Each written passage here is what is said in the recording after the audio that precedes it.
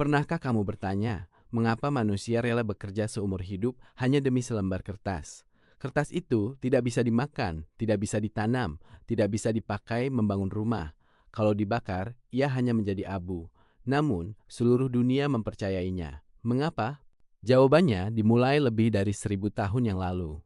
Dan menariknya, bukan di Eropa, bukan di Amerika, tetapi di Tiongkok. Inilah kisah lahirnya uang kertas, penemuan yang mengubah sejarah dunia. Sebelum ada uang, manusia melakukan barter. Beras ditukar garam, kain ditukar gandum, ternak ditukar alat berburu. Sistem ini berjalan selama ribuan tahun, namun barter memiliki kelemahan. Kamu harus menemukan orang yang sama-sama membutuhkan barangmu. Kalau tidak, transaksi tidak terjadi. Perdagangan menjadi lambat. Peradaban membutuhkan solusi. Lalu, manusia menemukan logam, emas, perak, dan tembaga.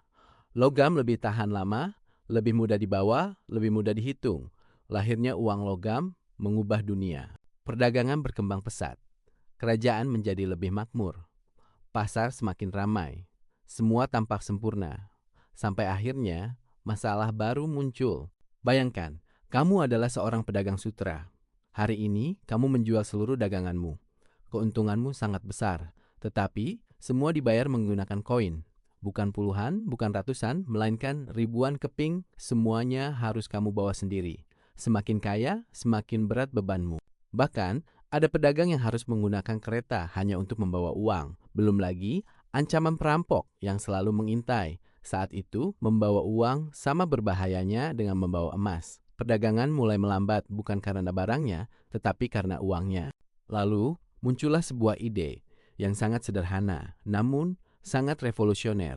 Para pedagang tidak lagi membawa semua uang logam. Mereka menitipkannya di tempat penyimpanan sebagai bukti mereka menerima selembar surat. Surat itu menjelaskan berapa banyak uang yang telah dititipkan saat tiba di kota tujuan. Surat tersebut bisa ditukar kembali dengan uang logam.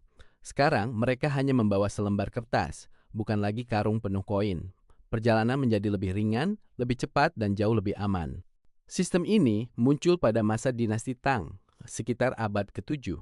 Orang-orang menyebutnya flying money atau uang terbang, bukan karena bisa terbang. Tetapi karena surat itu dapat berpindah jauh lebih cepat daripada uang logam. Meski demikian, flying money belum benar-benar menjadi uang. Ia masih berupa surat yang mewakili simpanan. Namun untuk pertama kalinya, manusia mulai percaya bahwa nilai tidak harus berada di dalam logam. Nilai bisa diwakili oleh secari kertas dan kepercayaan itu mengubah sejarah. Tahun demi tahun berlalu, perdagangan semakin besar, penduduk bertambah, kota berkembang, koin tembaga mulai sulit diproduksi. Jumlahnya tidak lagi cukup, pemerintah harus mencari solusi. Akhirnya, pada masa dinasti Song, lahir sesuatu yang belum pernah ada sebelumnya. Pemerintah mencetak uang kertas resmi, namanya Jiaozi. Inilah yang oleh banyak sejarawan dianggap sebagai uang kertas resmi pertama yang diterbitkan negara untuk pertama kalinya. Sebuah kerajaan berkata, selembar kertas ini memiliki nilai dan masyarakat mempercayainya. Tetapi, masalah baru kembali muncul. Bagaimana kalau seseorang memalsukannya? Pemerintah pun membuat berbagai sistem keamanan menggunakan tinta khusus. Cap resmi, jenis kertas tertentu, dan hukuman berat bagi pemalsu. Ternyata, teknologi pengaman uang sudah dipikirkan lebih dari 1000 tahun yang lalu. Bayangkan, kalau hari ini semua uangmu berubah menjadi koin.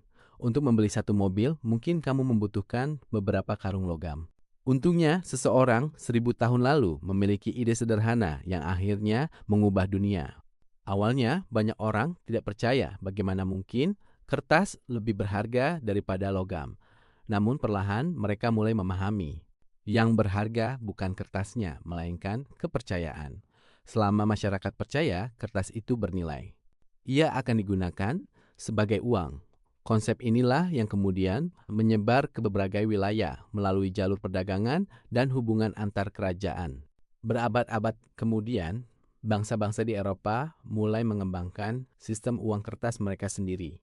Lahir bank-bank, lahir banknote, lahir bank sentral, dan akhirnya hampir seluruh negara menggunakan uang kertas sebagai alat pembayaran. Hari ini, kita bahkan jarang membawa uang tunai. Sebagian besar transaksi dilakukan melalui ponsel, transfer bank, dompet digital, dan QR code. Lucunya, sekarang kita bahkan tidak lagi mempercayai kertas. Kita mempercayai angka yang muncul di layar. Perjalanan manusia dari barter menjadi uang logam, lalu uang kertas, hingga uang digital. Sebenarnya bukan tentang uang, tetapi tentang kepercayaan.